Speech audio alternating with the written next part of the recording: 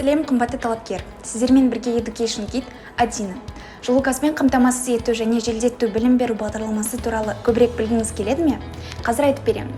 Бұл білім беру бағдарламасы қала құрылысы, құрылыс жұмыстары және азаматтық құрылыс білім беру бағдарламаларының тобына кіреді. Жылумен, газбен жабдықтау және желдету. Бұл жылумен, газбен жабдықтау жүйелерін желдетуде және ауа бассейнін қорғау құралдарын өнеркәсіптік, азаматтық және басқа да объектілерді жобалауға, монтаждауға, пайдалануға және реконструкциялауға байланысты кешенді міндеттерді шешуге бағытталған құралдар жиынтығын қамтитын материалдық өндіріс, ғылым мен техника салалары. Білім беру бағдарламасына оқуға түсу үшін ОБТ-да математика және физика таңдау пәндерін тапсыру керек. 2021 жылғы мемлекеттік білім беру гранттарын тағайындау конкурсының нәтижесі бойынша грантқа оқуға түсудің шекті ұпайы 59 ұпайды құрайды.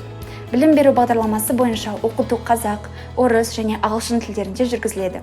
Оқу барысында студенттер келесі кәсіби құзыреттіліктерді іздестіру, жобалау, конструкторлық, өндірістік, технологиялық, эксперименттік зерттеу, өндірістік басқару, монтаждау, баптау және сервистік пайдалану қызметтеріндегі міндеттерді шешу, жылумен, газбен жабдықтау және желдету жүйелері мен құрылыстарының жобалық қызметін жүзеге асыру.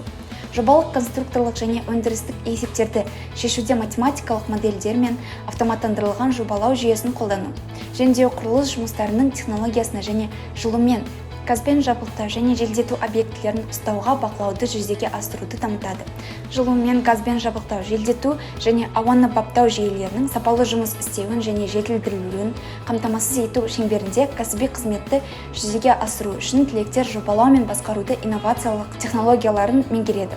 Оқуды аяқтағаннан кейін біздің түлектер машина жасау салаларының кәсіпорындарында, технологиялық жабдықтарды сату және қызмет көрсету ұйымдарында, ғылыми өндірістік орталықтарда, инжинирингтің компаниялар мен конструкторлық бюроларда жұмыс істей алады.